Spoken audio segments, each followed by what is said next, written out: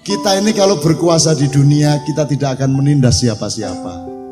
Ngomong pluralisme, wis ket zaman biyen gak ono masalah pluralisme. Di Ngoro, Mojowarno itu gereja tertua di Jawa Timur di Ngoro, di Mojowarno, Jombang Selatan, dan tidak pernah ada pergesekan satu kali pun dengan umat Islam di sana. Gak ada masalah. Saya sama Kiai Kanjeng tanya sama Kiai Kanjeng, kita di mana-mana itu bukan hanya bangga jadi orang Indonesia, mereka bangga karena kita orang Indonesia. Bener-bener. Melbun dia wis, negoron dia wis. Gak ono kalai Kiai Kanjeng, dan kalai tanpa ngasorake. Di Mesir kita keliling 6 provinsi, gubernurnya langsung naik panggung. Kagum sama kemampuan bahasa Arab kita. Palmek sitok sing iso. Cak Fuad tok. Nek Nia pinter.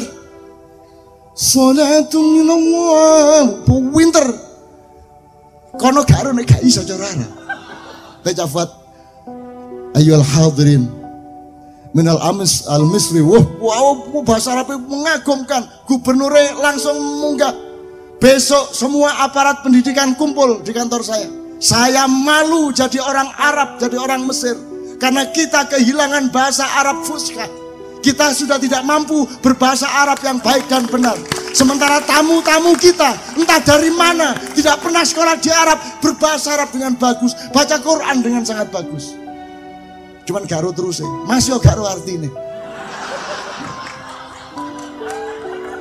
Tapi temenan, Kiai Kanjeng waktu di Mesir tahun 2003 ya, itu sampai hari ini belum selesai mereka membicarakan Kiai Kanjeng, bukan kita umum ya. Sampai pentas itu peteng dedet, gedongnya peteng dedet. Loh ini kok, ini apa ini peteng dedet? Ternyata yang bagian lampu itu kerungu nia. Sallallahu alaihi Muhammad. Terus tukang lampu ini, Allah, Masya Allah. Allahu Akbar, Allah, Sallallahu alaihi Muhammad, Sallallahu Muhammad. Lampu ini gak diuripno.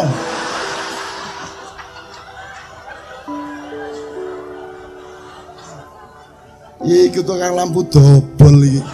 Ini setengah mati teko Indonesia lampu mati. Gue saking senenge lho, akeh lho wong selawatan iso Umi Kulsuman teko negara Bondi. Di mana-mana kita ke Scotland, kita ke Finland, kita ke Inggris sekian kali, Italia keliling, Jerman, ke gedung dunia. Alhamdulillah kita semua bangga, dan waktu itu kan Indonesia lagi jelek-jeleknya karena banyak teror. Sehingga ketika kami mau tampil di gedung dunia, di World Building, itu kita dicurigai, dan saya diminta diskusi dulu sama menteri dan pengusaha-pengusaha di sana untuk membereskan supaya pementasan saya tidak mengemukakan hal-hal yang tidak mereka kehendaki.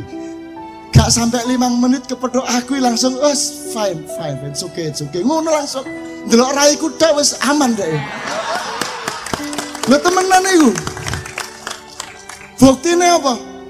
Pentas gondol pacul berlangsung dengan mudah. Di situ itu mlebu gedung dunia itu diktatornya mbopeng piroi ketat luar biasa. Tidak boleh merokok. Iku yang paling sengsara. Tapi gara-gara kita disenengi waktu pentas, arek-arek ibas bus gak apa-apa. Kita ke Finland, arek-arek kadang gak nggawa rokok, wah iki sak minggu gak ngerokok, iki wis gak apa-apa wis poso. Begitu tutuk kono, kita dikasih hotel yang bebas merokok, dikasih gedung yang bebas merokok. Di Mesir tidak boleh ngerokok, tapi kepala keamanannya digelembui, dikasih Samsu. What is that? Madahan,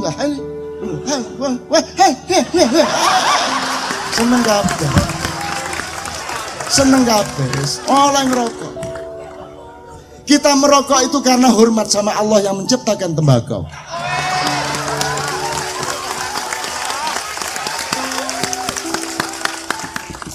Ya Allah, kalau aku sampai berhenti merokok karena dikasih tahu ini itu, oke, aku berhenti merokok, tapi aku tidak berani meremehkan ciptaanmu ini. Jadi aku mati tidak apa-apa ya Allah, demi cintaku kepada ciptaanmu. Loh, angel kan dolek dikutukan. Karena aku ditipu, rokok dapat menyebabkan kanker serangan jantung.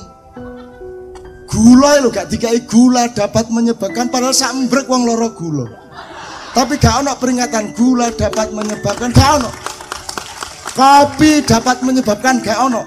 Sate kambing dapat menyebabkan stroke gak ono. Lah kok rokok tok sing kok elek-elek.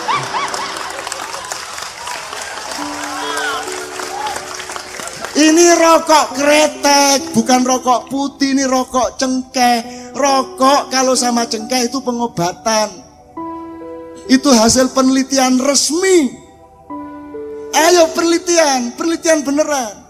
Wingi ana dokter di Jogja ngomong, saya punya pasien stroke. Karena dia anaknya dilamar oleh orang yang lain agama. Dadi ngene lho rek, ana wong wedok Kristen meksa mlebu Islam mergo seneng karo arek lanang Islam. Iki ceritane Cak Fuad. Wis bapakne ngeluh iki apa iki? Waduh anakku wis kelangan anak iki wis mlebu Islam iki. Wis akhire demi anak gak apa-apa tak terno nang calon bojomu diterno rono nang kampunge calon bojone, begitu sampai bertamu terus krungu adzan.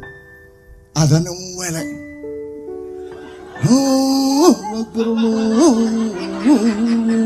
Akbar.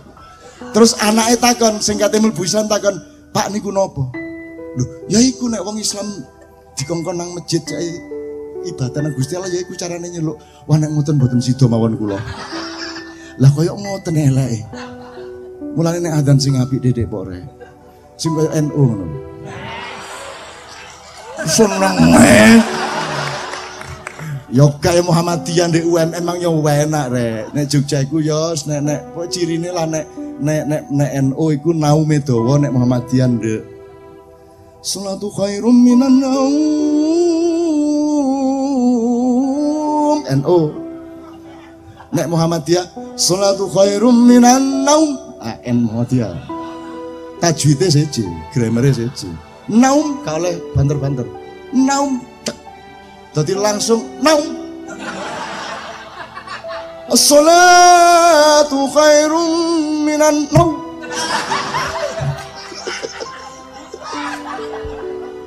Tambah sih tambah gendeng musarek Malang aku. Oh alah ngomong apa ya aku iki. Seneng ya hatimu ya. Semangat ya.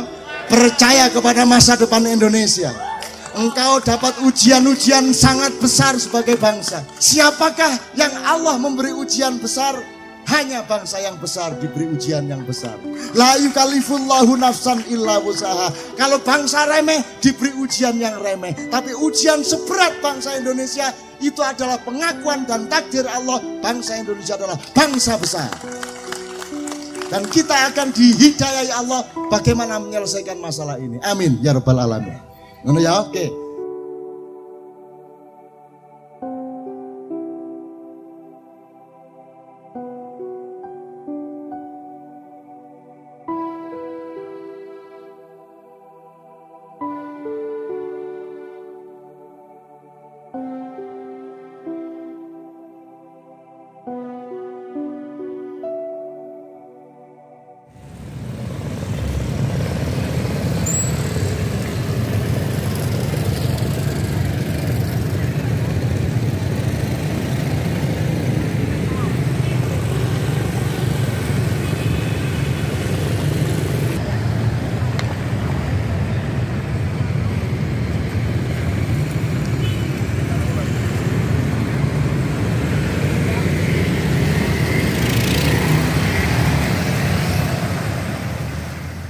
Assalamualaikum, selamat datang di Pewaling Ma'iyah.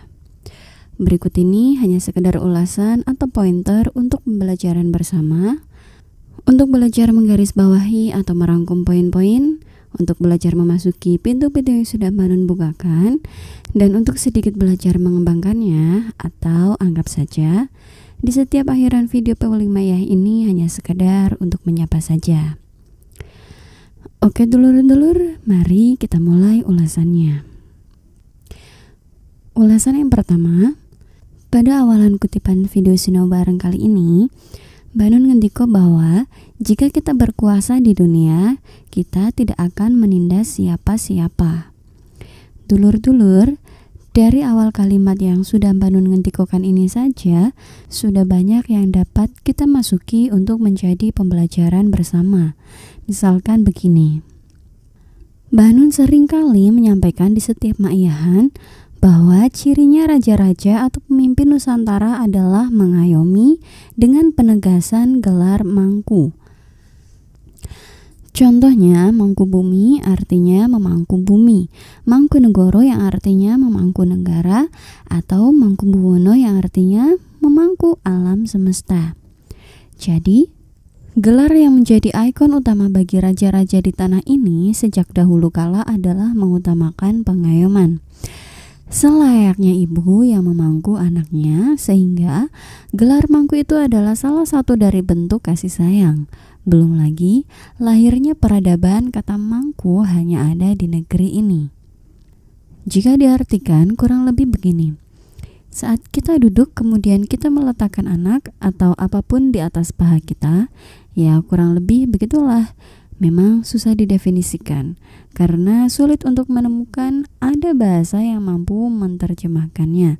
Namun intinya, mangku itu lambang dari pengayoman dan kasih sayang. Jadi rasa-rasanya sukar untuk saya tidak mengamini kata-kata Mbah Nun di awal, bahwa jika kita berkuasa di dunia, kita tidak akan menindas orang. Pointer atau ulasan selanjutnya adalah Mbah Nun memberikan contoh untuk menerangkannya. Dan contoh yang Mbah Nun utarakan adalah kata pluralisme. Mbah Nun ngendiko bahwa sekarang orang ngomong pluralisme padahal sejak dahulu kita sudah menjalankannya. Selanjutnya, Mbah Nun memberi contoh misalkan di Jombang itu sejak dulu sudah ada gereja dan masjid yang berdampingan dan tidak pernah sekalipun ada gesekan. Sampai sini, jika kita mencoba untuk bercermin kepada keadaan dunia sekarang, misalkan di Amerika. Di sana sering sekali ada penembakan di tempat ibadah. Bahkan belum lama rasa-rasanya jilbab baru diperkenankan di Amerika. Atau contoh yang lain, misalkan black and white. Sejak zaman dahulu di Eropa, urusan kesenjangan kaum kulit hitam dan kulit putih masih saja belum beres. Padahal mereka yang selalu berkuar-kuar anti rasisme lah, menjunjung toleransi lah, inilah itulah anti terorisme lah, nyatanya mereka sendiri yang melanggarnya. Sedangkan di negeri kita tercinta ini amat sangat banyak contoh yang dapat kita temui bersama tentang pluralisme, kerukunan, toleransi, dan sebagainya. Contohnya, yang juga sering Mbah Nun contohkan bahwa sampai sekarang di Kudus itu tidak ada sate sapi, adanya sate kerbau. Itu karena orang Islam di sana tidak menyembelih sapi sebagai bentuk toleransi kepada orang yang beragama Hindu. Karena bagi saudara-saudara kita yang beragama Hindu, sapi itu adalah binatang yang disucikan. Bahkan jika kita mempelajari sejarahnya, asal muasalnya itu Sunan Kuduslah yang melarang menyembelih sapi. Dan masih banyak lagi contoh-contoh lain yang ada di negeri ini tentang toleransi, kitalah juaranya. Sehingga jika sekarang ada orang yang teriak-teriak toleransi lah, kerukunan dan sejenisnya itu, rasa-rasanya merekalah yang perlu dipertanyakan jiwa nasionalismenya. Lawang toleransi itu sudah kita jalankan sejak dahulu kala kok, malahan sudah mendarah daging. Artinya, toleransi dan kerukunan kitalah pelakunya. Malahan, orang luar itu yang pada gak rukun. Bayangkan saja, tetangga kanan kiri saja tidak kenal, bagaimana mau rukun? Wong guyub saja tidak. Sedangkan di sini jangan tanya, satu desa juga saling kenal dan hafal namanya. Sehingga orang-orang dari negara manapun dihormati dan dijamu dengan hangat di Indonesia. Pokoknya soal toleransi, kerukunan, menghormati perbedaan, mencintai lingkungan, alam, dan sejenisnya itu kita sudah hatam sejak dulu. Pointer selanjutnya, Mbah Nun mengungkapkan perihal kehebatan orang Indonesia yang beliau ambilkan contohnya sendiri dari Kiai Kanjeng. Yang intinya adalah bukan hanya kita yang bangga menjadi orang Indonesia, akan tetapi seluruh dunia juga bangga karena kita orang Indonesia. Artinya, negeri ini sangat amat istimewa dari segala macam sudutnya, dari keseniannya, bahasanya, kebudayaannya, hingga karakternya. Pointer selanjutnya, di sela-sela Mbah Nun bercerita tentang pengalaman Kiai Kanjeng berkeliling dunia, Mbah Nun ngendiko yang intinya, saking kagum dan senangnya orang luar menyaksikan Kiai Kanjeng, akhirnya apapun saja diberikan kepada Kiai Kanjeng. Bahkan yang aslinya di luar itu tidak bisa merokok di sembarang tempat, khusus Kiai Kanjeng diperkenankan untuk merokok di gedung bahkan saat pementasan. Kemudian, sampai sini Mbah Nun sedikit berbelok untuk membahas rokok. Yang intinya adalah beliau tidak berani menjelek-jelekan tembakau, sementara gula, knalpot, polusi pabrik, dan sejenisnya itu tidak. Lah iya juga sih, knalpot sudah jelas berbahaya dan berjibun jumlahnya, tidak pernah kita menjumpai walau hanya sekedar tulisan knalpot dapat menyebabkan bla bla bla. Sedangkan rokok, sudahlah, intinya pada pointer ini Mbah Nun ngendiko bahwa rokok yang berbahaya itu adalah yang tanpa cengkeh. Sedangkan rokok yang menggunakan cengkeh, misalkan kretek, itu adalah untuk kesehatan.